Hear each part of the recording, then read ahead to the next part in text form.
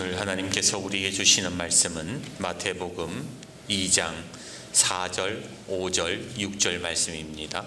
왕이 모든 대제사장과 백성의 서기관들을 모아 그리스도가 어디서 나겠느냐 물으니 이르되 유대 베들레헴이오니 이는 선지자로 이렇게 기록된 바 또 유대 땅 베들레헴아 너는 유대 고을 중에서 가장 작지 아니하도다. 네게서 한 다스리는 자가 나와서 내 백성 이스라엘의 목자가 되리라 하였음이니이다. 아멘. 우리 잠깐 기도합시다.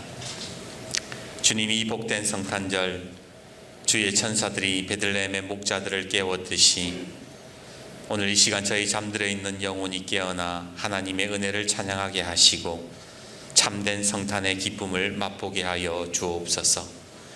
멀리 떨어져 있는 자녀들, 군에 있는 자녀들, 그리고 몸이 연약한 성도들을 기억하셔서 이들에게도 성탄의 은총과 은혜를 받게 하시며 평안과 기쁨을 누리게 하여 주옵소서.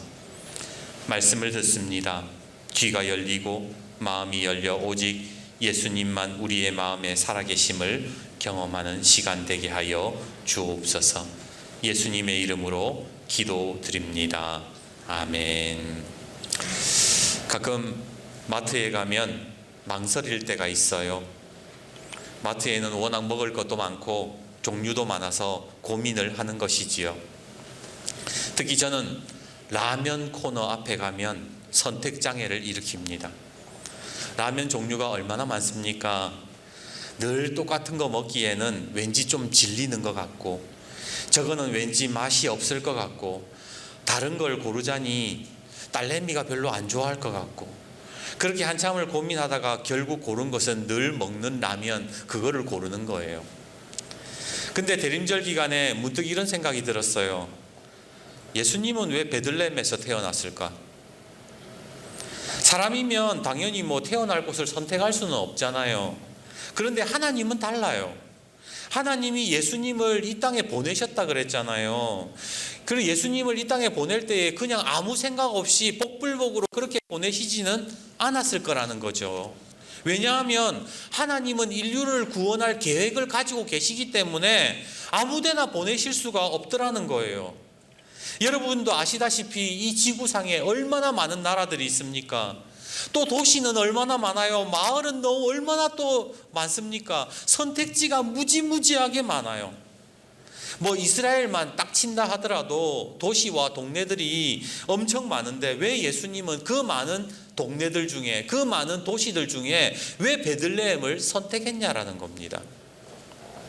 그래서 성경을 찾아보니까 이 베들레헴이라는 동네가 보통 동네가 아니에요.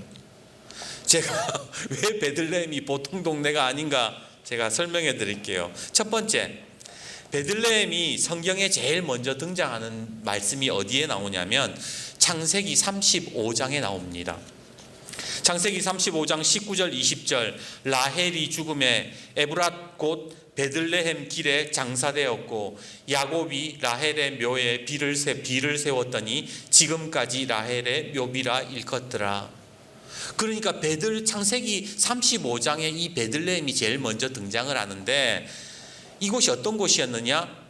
야곱의 아내 라헬을 묻은 곳이었다는 거예요. 여러분도 아시다시피 야곱에게는 4명의 아내가 있었습니다. 그 중에 제일 사랑했던 사람이 누구예요? 라헬이에요. 라헬과 결혼하려고 무려 14년 동안 일을 할 만큼 가장 뜨겁고 누구보다 애틋한 사랑을 했어요. 그런데 그런 아내가 죽고 베들레헴의 장례를 지낸 곳이 바로 베들레헴이었던 겁니다.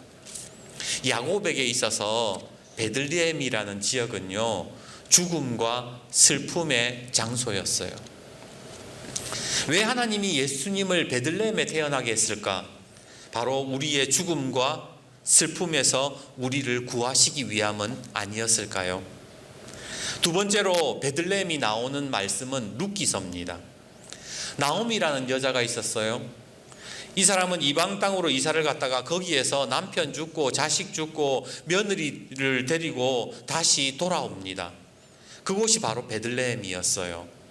그리고 이 베들레헴에서 다시 회복되고 다시 일어서게 됩니다. 나오미의, 여러분도 아시다시피 나오미의 며느리였던 이 룻이 보아스라는 사람을 만나서 자녀를 낳게 되고 그 혈통이 예수님의 족보가 되지 않습니까?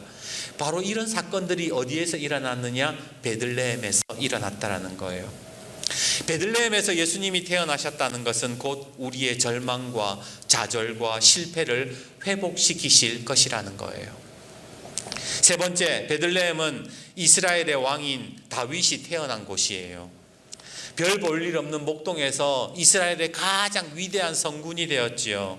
마찬가지로 예수님은 아무도 거들떠보지 않았던 그 말구유에서 나셨지만 이 세상을 구원하실 만왕의 왕이 되셨습니다. 베들레헴의 의미가 바로 이런 것들이에요. 네 번째, 여호수아가 땅을 분배할 때에 이 베들레헴을 어느 지파에게 주냐면 장자 지파 유다 지파에게 줍니다. 그리고 이 유다 지파에게는 이 야곱이요 죽을 때 이 유다 아들 유다에게 했던 유언이 있어요. 뭐냐? 창세기 49장 8절과 10절. 유다야, 너는 내 형제의 찬송이 될지라. 네 손이 내 원수의 목을 잡을 것이요 네 아버지의 아들들이 네 앞에 절하리로다. 유다를 떠나지 아니하며 통치자의 지팡이가 그 발 사이에 떠나지 아니하기를 실로가 오시기까지 이르리니 그에게 모든 백성이 복종하리로다. 바로 이 유다 지파를 통해서 모든 백성이 절을 하고 섬기게 될 것이다. 그렇게 유언을 했던 거예요.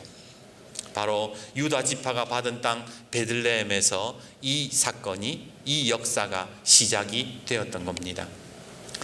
그러니까 베들레헴이라는 곳이요, 그냥 우리가 아는 그냥 저 오지 땅, 사람들이 잘 모르는 그런 땅이 아니라 영적으로 굉장히 유서가 깊은 곳이었다라는 겁니다. 사실 규모를 따지고 보면 이 베들레헴은 우리 하해나 광덕에 비할 게 못 돼요. 촌 사람들도 무시하는 동네가 있잖아요. 어디 산다 그러면 아이고 그 출신 뭐 이렇게 얘기를 하는 것처럼 이 이스라엘 사람들도 베들레헴은 굉장히 무시하는 동네였어요. 그런데 오늘 성경 본문에 뭐라고 이야기를 하냐면 마태복음 2장 6절에 보니까 또 유대 땅 베들레헴아 너는 유대 고을 중에 가장 작지 아니하도다. 다른 사람들은 가장 작다고 얘기하는데 오늘 성경은 뭐라고 얘기하느냐? 가장 작지 아니하다라고 얘기해요. 그리고 이 베들레헴에서 다스리는 자가 나와서 내 이스라엘의 목자가 될 것이다. 그렇게 말씀을 했다라는 겁니다. 베들레헴이 가장 작지 않은 이유는요, 영적인 유서, 영적인 사건들이 그 속에, 그 지역에 쌓여 있었고 의미가 있었기 때문입니다. 하나님이 라면 고르듯이 베들레헴에 보내자 이렇게 안 했다라는 거예요. 제가 말씀을 묵상하면서 말씀을 왜 주시는지 묵상하니까 성령님께서 이런 마음을 주세요. 아니, 우리의 마을에도 영적인 일을 만들어가면, 영적인 사건들을 만들어가면 우리 광덕교회에도 예수님이 오시겠구나. 그렇지 않습니까? 하나님께서 아무렇게나 베들레헴에 보내신 것이 아니라 그 영적인 유서가 깊은 곳에 예수님을 보내요. 예수님이 나셨기에 거기에서 바로 예수님이 나셨기에 베들레헴은 결코 작은 고을이 되지 않았던 겁니다. 마찬가지로 이번 성탄절로 시작해서 이제 우리 교회는, 우리 마을은 영적인 마을로 예수님이 태어나신 교회로 변화되기를 소망합니다. 그냥 예수님이 오셨다라는 것이 그 사실만으로 되는 것이 아니라 바로 우리의 삶에서 영적인 유서들, 영적인 역사들을 세워갈 때에 그곳에서 예수님이 탄생하시는 거예요. 이건숙 소설가가 지은 단편 소설 가운데에 지푸라기라는 이야기가 있어요. 오남매를 길러 시집 장가를 보내신 할머니가 계셨습니다. 평생 온몸이 부서져라 일을 했으니 몸이 성한 곳이 있었겠습니까? 안 아픈 곳이 없었어요. 게다가 할아버지는 중풍으로 쓰러져 5년 동안 대소변을 받아내며 뒷바라지 하다 보니 이 할머니가 지칠 대로 지쳤어요. 한숨만 나오는 생활, 내 인생은 따라지 인생이다, 내 인생은 지푸라기 인생이다, 늘 비관을 했었지요. 그러던 어느 날 꿈을 꾸었습니다. 자기가 진짜 지푸라기가 되어 있는 거예요. 그래가지고 바람에 날려가지고 막 이리저리 떠다니는데, 땅에도 떨어져서 진흙탕에 떨어져서 밟히고 저리 밟히고, 사람들 발길에 채이기도 하고, 별 쓸모도 없는 그런 지푸라기였는데, 그러다가 결국에는 이 지푸라기가 두동강이 나요. 그런데 어디서 새 한 마리가 날아오더니 그 동강난 지푸라기를 입에 물고는 자기 집으로 날아가더니 새 둥지를 만들어요. 그리고 그 둥지들 안에서 새들이 포근하게 잠을 자는 게 아닙니까? 나머지 또 반동갈이 난 지푸라기는 농부가 그거를 주워가더니 새끼 꼬는데 거기에다가 집어넣어요. 그리고 망태기를 만들어서 거기에다가 이것저것 좋은 것들, 유용한 것들을 담기 시작합니다. 할머니가 잠에서 깨었어요. 그리고는 깨달았습니다. 아, 지푸라기라도 제대로 쓰여지면 쓸모가 있구나. 하나님이 나를 사용하시면, 나를 붙드시면 나도 쓸 때가 있겠구나. 그렇게 깨달았다는 거예요. 그리고 할머니는 벌떡 일어나 옷을 입고 교회로 달려갔습니다. 그리고 하나님께 모든 것을 맡겼습니다. 소설의 이야기는 여기에서 끝이 나요. 작가가 뭘 이야기하고 싶은 걸까요? 지푸라기 인생도 하나님은 쓰신다라는 거예요. 베들레헴은 그냥 겉으로 보기에는 너무나도 별 볼 일 없는 동네였지만 하나님께서는 그 동네를 들어서 쓰셨습니다. 그곳에는 특별한 일이 일어날 것도 없고 특별하지도 않았습니다. 그러나 계속해서 영적인 사건들이 쌓여가고 그곳에서 예수님이 태어났을 때에 베들레헴은 가장 위대한 마을이 되었습니다. 오늘 우리 마을도, 우리 교회도, 우리 인생도 예수님으로 인해서 특별해질 줄 믿습니다. 예수님이 오시면 작은 교회가 아니라 가장 위대한 교회가 될 것입니다. 그게 바로 베들레헴의 역사입니다. 이제 말씀을 맺습니다. 베들레헴이라는 뜻이 여러분 무슨 뜻인 줄 아세요? 떡집이라는 뜻이에요. 오늘날로 말하면 방앗간 뭐 이런 뜻이죠. 그리고 예수님은 성경을 읽어보면 예수님은 자신을 가리켜서 뭐라 그러셨어요? 나는 생명의 떡이다. 그렇게 말씀하셨어요. 이게 무슨 의미일까요? 베들레헴은 떡집이고 예수님은 떡이고, 그래서 오늘 설교 제목을 떡은 떡집에서, 예수님이 베들레헴에 나셨잖아요. 오늘 우리가 중요한 것은요, 우리 교회가 떡집이 되어야 된다는 거예요. 우리의 가정이 떡집이 되어야 되는 거예요. 내 삶의 자리가, 내 삶의 모습이 떡집이 베들레헴이 될 때에 예수님께서 진짜 탄생을 하시는 거예요.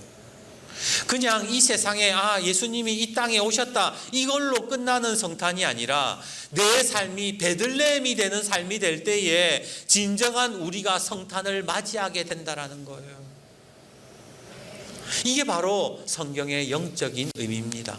우리의 마음에 예수님이 오신다라는 것은 내가 베들레헴이 된다라는 거예요. 내가 떡집이 된다라는 거예요. 그래야 예수님께서 탄생을 하시는 겁니다. 오늘 우리 마을이, 우리 교회가, 우리의 삶이 베들레헴 곧 떡집이 되는 놀라운 은혜가 있기를 주님의 이름으로 축복합니다.